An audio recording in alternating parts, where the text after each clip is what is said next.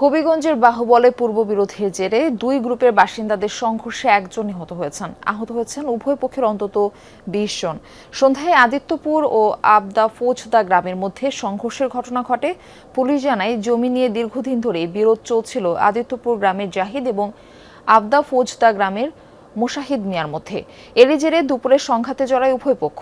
পরে পুলিশ পরিস্থিতি নিয়ন্ত্রণে আনলে সন্ধ্যায় দ্বিতীয় দফায় তারা সংঘর্ষে জড়ায়। এ সময় আহত হয় বেশ কয়েকজন। হাসপাতালে নিলে সেলু মিয়া নামের একজনকে মৃত ঘোষণা করেন চিকিৎসক। বর্তমানে এলাকায় অতিরিক্ত পুলিশ মোতায়েন করা হয়েছে।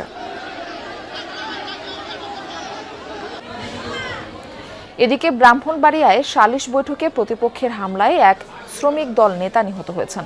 সোমবার সন্ধ্যায় সদর উপজেলার সুলতানপুর এলাকায় এই ঘটনা ঘটে। নিহতের নাম জাহাঙ্গীর আলম। তিনি সুলতানপুর ইউনিয়ন শ্রমিক দলের সহসভাপতি পদপ্রার্থী ছিলেন। নিহতের স্বজনরা জানায়, ৫ বছর আগে জাহাঙ্গীরের ভাতিজির সাথে স্থানীয় আতাউল্লার বিয়ে হয়। এরপর থেকেই তাদের মধ্যে দাম্পত্য কলহ চলছিল। সন্ধ্যায় কলহের বিষয়টি মীমাংসার জন্য সালিশ বৈঠক বসে। সেখানে জাহাঙ্গীরের সাথে আতাউল্লার পরিবারের সদস্যদের কথা কাটাকাটি হয়। এক পর্যায়ে ছেলের পরিবার দেশীয় অস্ত্র নিয়ে মেয়ের পরিবারের উপর হামলা চালায় বলে অভিযোগ করেন নিহতের স্বজনরা। হামলায় বেশ কয়েকজন আহত হয়। হাসপাতালে নিলে জাহাঙ্গীরকে মৃত ঘোষণা করেন চিকিৎসক।